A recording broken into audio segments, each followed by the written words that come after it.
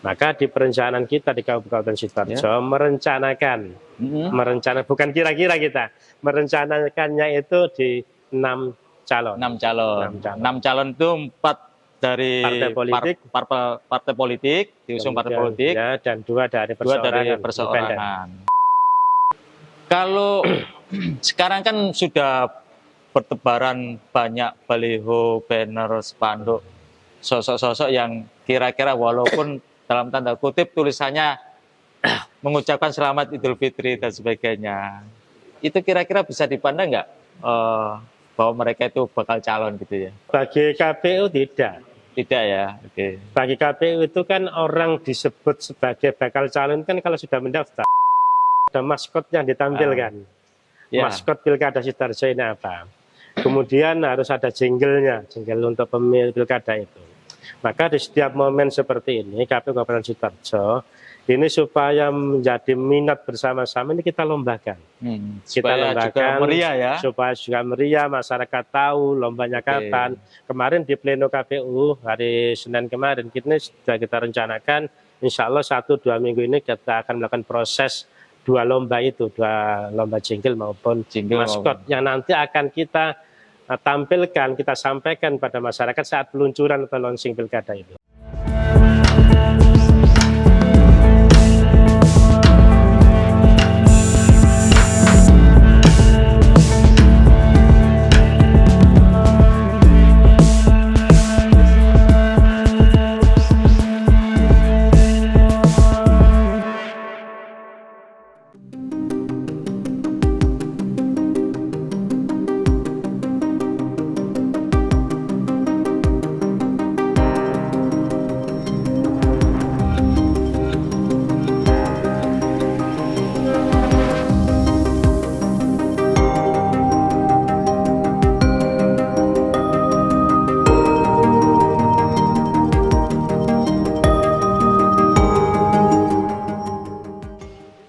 Tribuners, kembali bersama saya Iksan Fauzi, News Manager Harian Surya Tribun Jatim Network. Kami meneruskan roadshow keliling dari KPU ke KPU. Kemarin kami datang ke KPU Surabaya. Hari ini kami meneruskan perjalanan menuju ke tetangga KPU Sidoarjo. Kita akan menyapa, kita akan bersama dengan Ketua KPU Sidoarjo, Bapak Muhammad Iska, atau yang akrab disapa Cak Iska. Terima kasih. Pak Iska, Pileg, Pilpres sudah selesai. Baru saja sudah selesai, MK juga sudah memutuskan, tinggal sekarang proses di MK adalah sengketa Pileg. Benar ya Pak? Betul. Untuk yang Pilpres sudah selesai. Lah, KPU Sidoarjo sekarang akan menghadapi pemilihan selanjutnya. Pilkada serentak 2024 yang akan diselenggarakan 27 November 2024. Pasca, sebelum kita membahas lebih lanjut tentang pilkada di Sidoarjo, bisa diceritakan kemarin kondisi Pileg, Pilpres, suasana di Sidoarjo bagaimana? Terima kasih. Suasana di Sidoarjo terkait dengan proses mulai tahapan Pileg sampai pelaksanaan, insya Allah Sidoarjo ini selalu adem. Selalu adem ya? Dalam setiap momen politik Sidoarjo ini adem, meskipun ada beberapa dinamika itu pasti. Dan dinamika yang terjadi di Kabupaten Sidoarjo ini, dinamika yang biasa terjadi di setiap momen pemilu. Dan alhamdulillah sampai hari ini di Kabupaten Sidoarjo tidak ada gugatan dan seterusnya. Insya Allah aman lah di Kabupaten Sidoarjo. Sengketa Pileg juga tidak ada? Di sengketa Pileg sampai hari ini kita belum mendengar di Kabupaten Sidoarjo, meskipun di Dapil 1 untuk DPR RI itu kan ada sengketa Pileg. Tapi kelihatannya lokusnya bukan di Sidoarjo. Oke.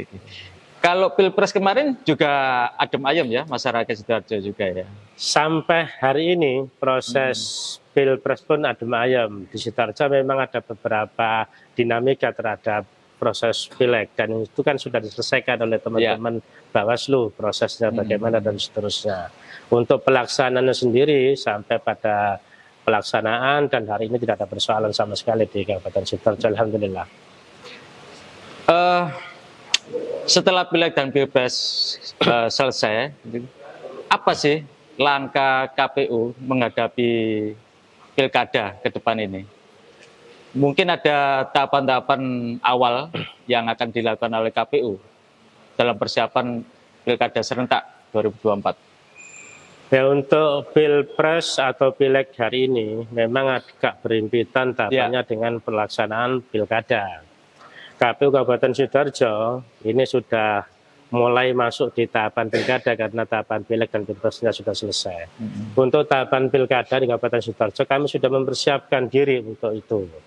Salah satunya adalah kami mempersiapkan pembiayaan anggaran ya. Anggaran KPU Kabupaten Sidoarjo untuk pelaksanaan proses pilkada ini sudah clear dengan pemerintah Kabupaten Sidoarjo. Seluruhnya dibiayai oleh pemerintah Kabupaten Sidoarjo. Sudah disetujui? Sudah disetujui dan sudah cair. Sudah cair.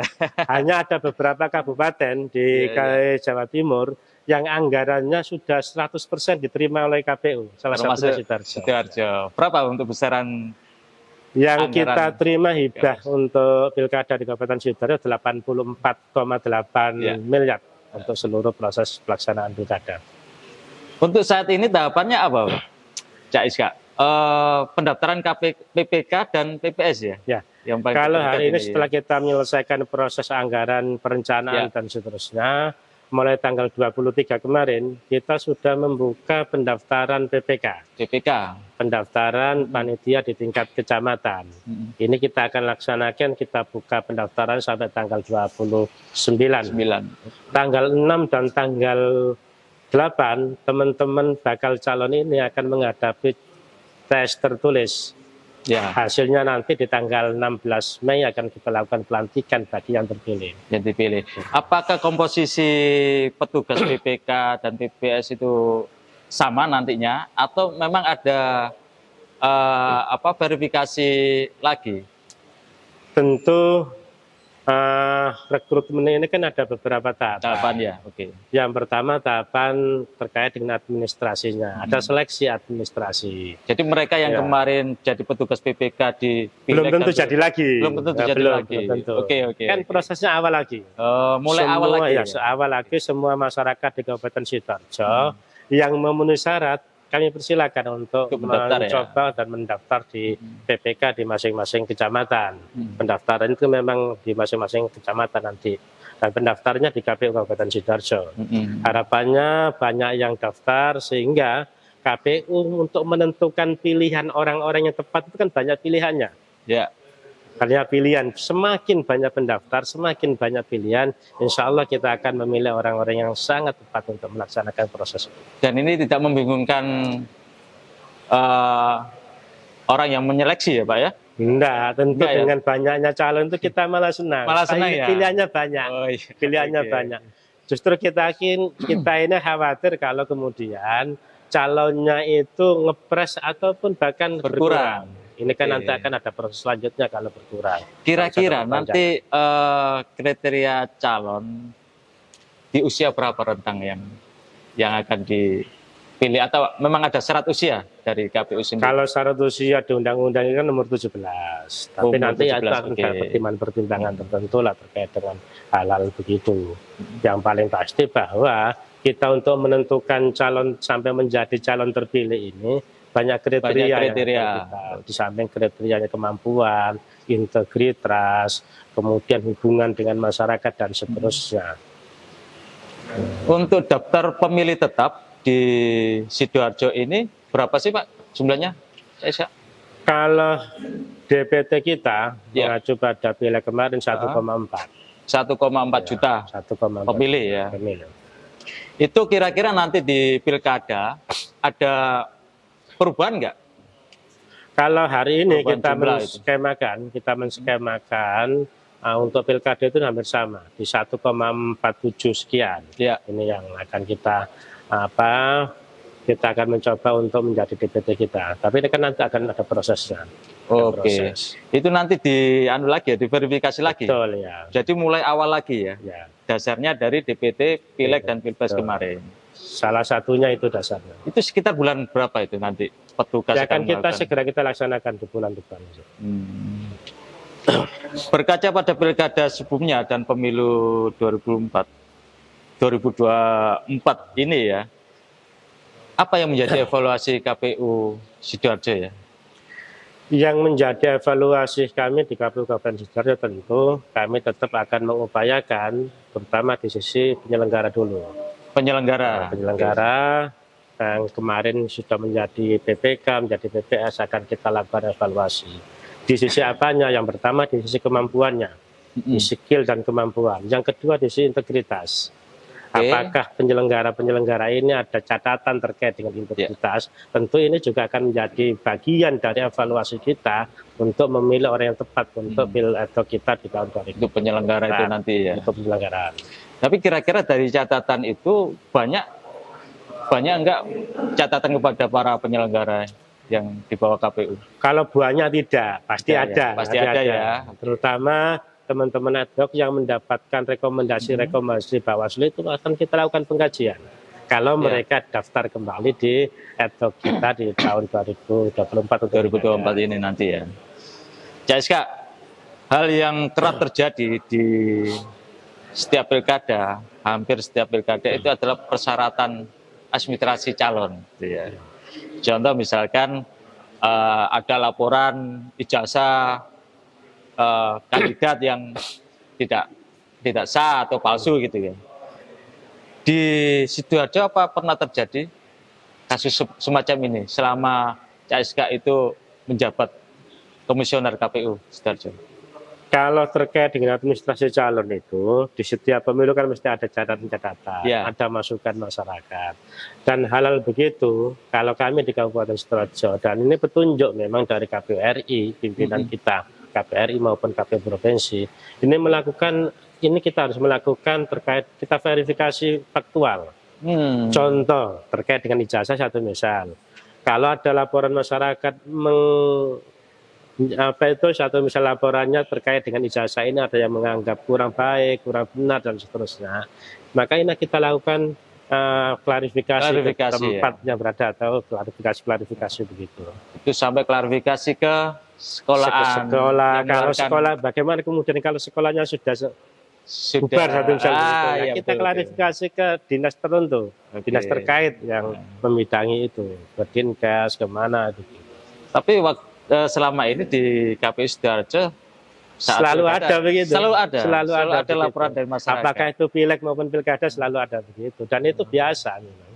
Itu bentuk pelaporannya bagaimana? Mereka datang ke KPU langsung atau ke PPK atau bagaimana? Kadang-kadang kan begini, sebelum ada laporan itu kan kita lakukan verifikasi. Iya. Kalau kemudian dari verifikasi itu ada satu misal kejanggalan di ijazah itu kita lakukan klarifikasi atau verifikasi faktual ke sekolah atau yang lain.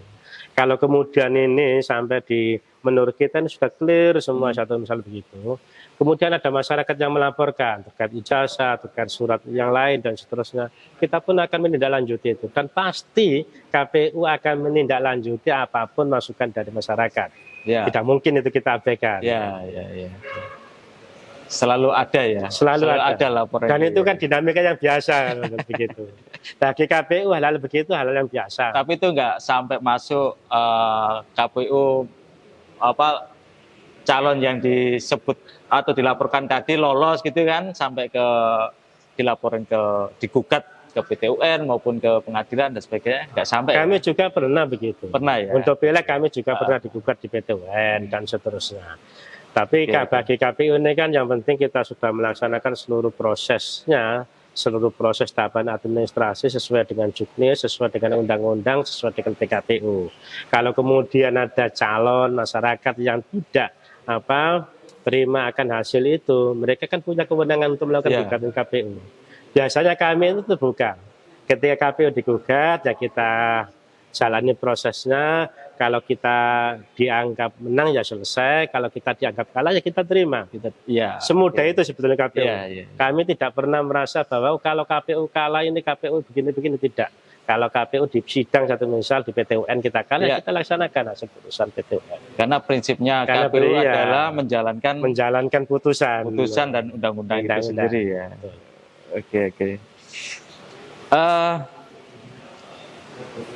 Kalau pilkada ke depan ini, Cak Iska, itu kira-kira berapa pasangan calon sih yang bisa ikut dalam kontestasi nanti?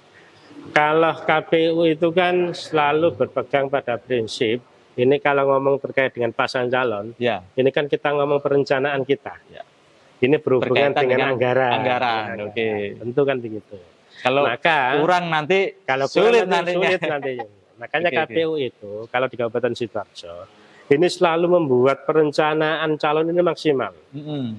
Kalau kita hitung hari ini perolehan kursi Kursi di itu, DPRD ya. di DPRD, Ya, ini memungkinkan kalau kita simulasikan seluruh partai ini kita Ya. gandengkan begini, ini memungkinkan ada 4. ya. Memungkinkan akan ada 4 calon. Dan Ada tentu 4 kita calon, juga akan oke. fasilitasi calon perseorangan atau independen. Ya, Maka di perencanaan KPU itu 4 dari partai politik dan kita rencanakan untuk calon perseorangan atau independen itu 2. Maka di perencanaan kita di Kabupaten Sidoarjo merencanakan bukan kira-kira kita merencanakannya itu di 6 calon. 6 calon. 6 calon itu 4 dari Partai politik. diusung partai Kemudian, politik, ya, dan 2 dari 2 dari perseorangan. perseorangan. Ya. Oke. Ada enggak ya partai yang bisa mengusung calon sendiri dari hasil pileg kemarin, pileg 2024? Kalau hitung-hitungan kemarin, karena Ya. meskipun belum kita melakukan penetapan kursi dan Ya, calon itu sendiri, kalau hitung-hitungan di pemilu tahun 2024 ini hanya 1 partai politik satu partai yang politik. bisa memenuhi 20% dari jumlah kursi di Kabupaten Sidoarjo. Berapa sih Pak kursi partai yang bisa mencalonkan sendiri? 10 10 kursi. 10 kursi. 20 dari 50. Partai apa itu Pak? Partai Kebangkitan Bangsa. Partai yang Kebangkitan Bangsa. Di atas 10. Itu hasil sementara ya, Iya. menunggu sengketa MK ini ya. Iya, kalau hitung-hitungan kemarin itu. Kalau hitung-hitungan kemarin seperti itu ya. Kalau sekarang kan sudah bertebaran banyak baliho, banner, spanduk, sosok-sosok yang kira-kira walaupun dalam tanda kutip tulisannya mengucapkan selamat Idul Fitri dan sebagainya. Itu kira-kira bisa dipandang nggak bahwa mereka itu bakal calon gitu ya? Atau ada proses lagi nantinya? Kalau bagi KPU tidak. Tidak ya, oke. Bagi KPU itu kan orang disebut sebagai bakal calon kan kalau sudah mendaftar. Oke, didaftarkan oleh parpol Didaftarkan oleh partai politik maupun perseorangan. Itu baru menjadi bakal calon. Untuk menjadi calon kan melalui proses tahapan yang lain kan. Maka bagi KPU nama-nama atau baliho-baliho, pamflet dan di medsos dan lain sebagainya itu belum lah. Belum. Jangankan calon, bakal calon saja mereka belum kok. Iya ya. Sampai mereka mendapatkan tiket itu ya. Iya.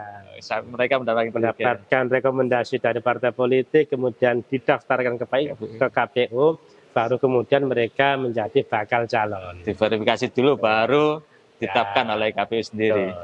Kalau tadi Cak Iska menyampaikan syarat parpol yang mengusung calon sendiri minimal 10 kursi di DPRD. 10 kursi, 20% dari jumlah kursi, ya. Atau 25% dari suara sah. Dari suara sah, ya. Oke. Sekarang kalau syaratnya independen, perseorangan, calon independen perseorangan, dia harus mengumpulkan dukungan berapa banyak untuk syarat pendaftaran itu sendiri? Kalau untuk calon perseorangan atau independen, ini Sidoarjo ini kan DPT-nya lebih dari 1 juta, ya. Atau jumlah penduduknya kan lebih dari 1 juta. Itu 6,5% dari jumlah DPT. Jadi kisaran 80-an lah. 80 ribu. Jadi calon perseorangan atau independen baru bisa mendaftar ke KPU ketika dia bisa mendapatkan dukungan 80 ribu warga ya, warga Sidoarjo. Itu dalam bentuk apa?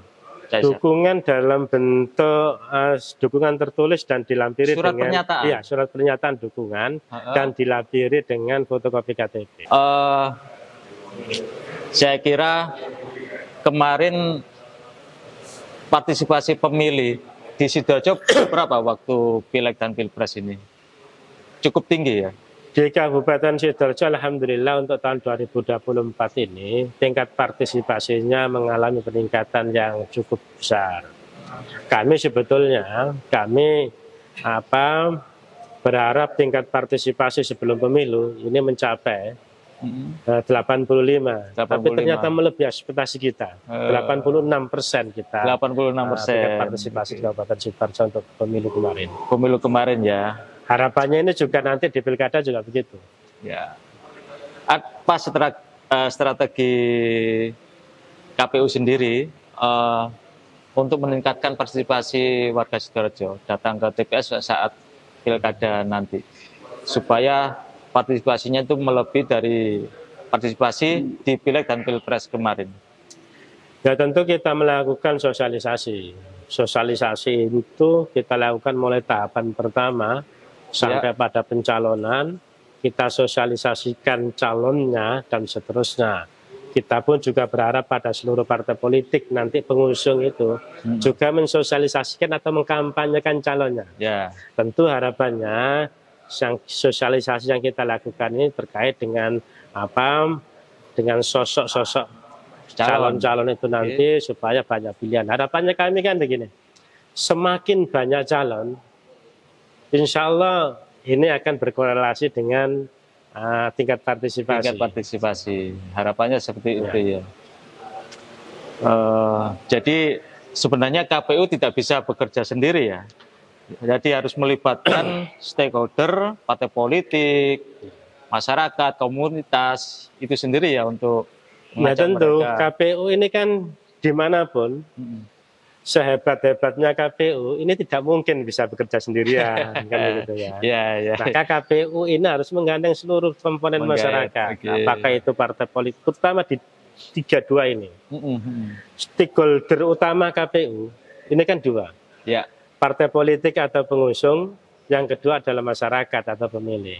Dua stakeholder ini harus betul-betul kita gandeng bersama-sama, kita rangkul. Kalau dengan partai politik pasti, kalau dengan masyarakat biasanya dengan ormas-ormas, dengan tokoh-tokoh masyarakat, kemudian dengan kelompok-kelompok masyarakat yang lain, LSM dan seterusnya.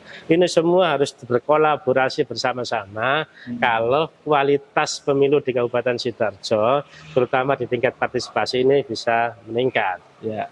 Nah ini menarik ini, kualitas pemilih dan partisipasi masyarakat ini. Ya. Bagaimana KPU mengedukasi masyarakat supaya nanti mereka memilih calon yang benar-benar sesuai hati nurani mereka. Artinya bahwa mereka datang ke KPS tidak hanya sekedar memilih, tapi mereka berpikir untuk Sidoarjo 5 tahun ke depan. Apa kira-kira strategi KPU? Kalau KPU strateginya kan tentu sosialisasi. Kita kenalkan seluruh pasangan calon di Kabupaten Sidoarjo pada masyarakat. Tentu pengenalannya pun juga harus disampaikan juga terkait dengan visi misi dan program kerjanya ke masyarakat. Jangan sampai ada satu orang pun masyarakat Sidoarjo kalau tanggal 27 November itu ada pilkada, yang pertama.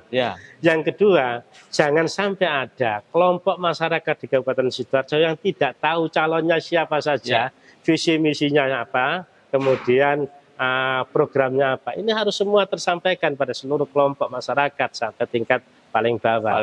Sehingga masyarakat dalam menentukan hak pilihnya ini betul-betul bisa memahami, oh kalau ini nanti visi misinya, program kerjanya begini. Supaya nanti ketika jadi, masyarakat juga bisa mengawal dengan program kerjanya. Betul. Ini yang kata kunci yang harus benar-benar ditanamkan pada pikiran masyarakat. Betul. Mereka bisa mengawal pemimpin Sidoarjo ke depan ya. Betul. Fenomena hari ini yang kemarin juga disebut-sebut oleh MK di sidang MK adalah bansos, politik uang dan sebagainya. Itu kan menjadi persoalan di setiap pemilu kita.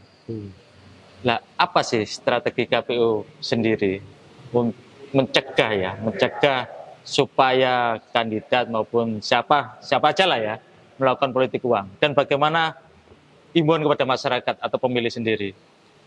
Ya, kalau terkait dengan politik uang, KPU selama ini sudah menyampaikan kepada masyarakat bahayanya, termasuk ancaman pidananya. Ancaman pidananya. Berapa tahun itu?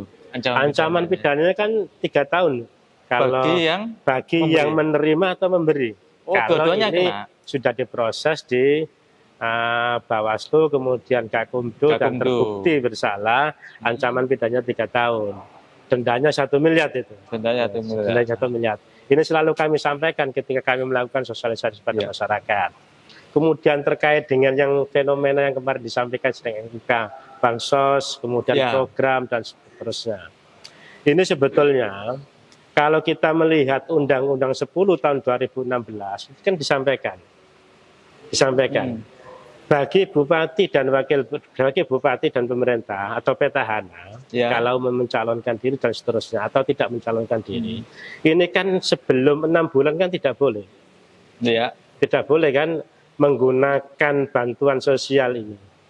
Maka ini sebetulnya harus menjadi ranah kita bersama-sama. Di pasal 71 ayat 3 itu kalau tidak salah itu disampaikan begitu. Maka ini harus kita kontrol bersama-sama, masyarakat harus paham ini kan. Masyarakat harus paham. Oh, bantuannya ini kira-kira berapa bulan sih disampaikan kepada masyarakat. Kira-kira kalau disampaikan dekat pemilu, orang akan berpikir ini politisasi. Ada politisasi. Maka untuk melihat itu, semuanya harus tahu ada Undang-Undang nomor 10 tahun 2016 itu di pasal 71 ayat 3 itu. Itu semuanya harus dipahamkan supaya apa? Supaya kita bisa saling mengingatkan kepada pemerintah, terutama petahana yang mau mencalonkan kembali. Jadi 6 bulan sebelum penetapan calon. Berarti kalau sekarang sudah nggak boleh. Harusnya begitu, harusnya sekarang. Kalau penetapan calon bupati, wakil bupati tanggal 22 September. 22 September. Betul. Artinya kalau ditarik belakang Maret kemarin Maret ini kan. Maret kemarin ya nggak boleh. Baik, Cak Iska. Terakhir bagi warga Sidoarjo bahwa KPU akan menyelenggarakan lomba lomba jingle dan maskot. Ya betul, Cak Iska. Bisa diceritakan kenapa kok dilombakan, tidak mau bikin sendiri KPU? Bagaimana? Di setiap momen pilkada. Kemarin di pilkada tahun 2020 pun juga kita begitu. Sebelum kita melakukan peluncuran atau yang lebih kita kenal dengan nama launching pilkada ini kan. Launching itu kan ada 2 hal yang harus kita launching. Yang pertama kita pastikan pelaksanaan tanggalnya dulu. Yang kedua kan harus ada maskot yang ditampilkan. Maskot pilkada Sidoarjo ini apa? Kemudian harus ada jingle untuk pemilih pilkada itu. Maka di setiap momen seperti ini KPU Kabupaten Sidoarjo ini supaya menjadi minat bersama-sama ini kita lombakan. Kita lombakan supaya juga meriah, masyarakat tahu lombanya kapan. Kemarin di pleno KPU hari Senin kemarin sudah kita rencanakan insya Allah 1-2 minggu ini kita akan melakukan proses 2 lomba itu, 2 lomba jingle maupun maskot yang nanti akan kita tampilkan, kita sampaikan pada masyarakat saat peluncuran atau launching pilkada itu. Kapan launchingnya? Launching pilkada? Kita masih melihat waktu yang pas. Masih melihat waktu masih direncanakan oleh divisi divisi sosialisasi kita. Waktu yang pas kapan? Tentu waktu yang pas ini kan juga harus sesuai dengan kondisi setempat. Boleh tahu nggak bocoran hadiahnya ini untuk masyarakat yang memenangkan lomba jingle dan maskot nanti? Kalau dahulu kan hadiahnya di samping sertifikat, kemudian trofi itu ada uang. Ada uang ya. Oke. Baik, warga Sidoarjo jangan lupa ikut lomba jingle dan maskotnya KPU Sidoarjo menghadapi Pilkada serentak 2024. Terakhir, Cak Iska, sebagai penutup, kami berharap Cak Iska memberikan himbauan atau closing statement tentang harapan KPU kepada masyarakat Sidoarjo menghadapi Pilkada 2024 ke depan? Ya, KPU Kabupaten Sidoarjo ini merasa bahwa kami di Kabupaten Sidoarjo ini tidak akan mampu melaksanakan pilkada ini sendirian tanpa turut serta dari seluruh komponen masyarakat di Kabupaten Sidoarjo. Maka kami atas nama seluruh KPU Kabupaten Sidoarjo berharap masyarakat ini berpartisipasi aktif untuk sama-sama mensukseskan pemilu pilkada tahun 2024. Kemarin di pemilu tahun 2024 di pilegnya kami di Kabupaten Sidoarjo dan seluruh masyarakat sudah menyaksikan sendiri bahwa tingkat partisipasi kita meningkat. Kita juga berharap tingkat partisipasi untuk pilkada juga meningkat. Di tahun 2020 tingkat partisipasi kan 71%. Hari ini kita nanti akan merancang bagaimana sampai tingkat partisipasinya itu sampai 80%. Itu harapannya itu bisa terlaksana kalau seluruh komponen masyarakat di Kabupaten Sidoarjo membantu KPU dalam bersama-sama untuk mensukseskan pemilu. Harapannya itu sekali lagi saya sampaikan pada seluruh masyarakat Sidoarjo, tolong bantu KPU untuk mensukseskan pemilu. Yang jelas lagi adalah pilih calon pemimpin sesuai hati nurani. Itu yang paling penting. Yang paling penting. Memilih itu kan harus sesuai dengan hati nurani. Karena itu yang menentukan Sidoarjo ke depan. Satu suara masyarakat itu menentukan nasib Kabupaten Sidoarjo. Menentukan nasib dan masyarakat Sidoarjo. Baik Tribuners, di ujung waktu kita berbincang dengan Cak Iska, Ketua KPU Sidoarjo. Saya Iksan Fauji, News Manager Harian Surya, Tribun Jatim Network, pamit undur diri. Sampai ketemu di lain kesempatan dengan penyelenggara KPU lainnya di kabupaten kota di Jawa Timur. Sampai jumpa.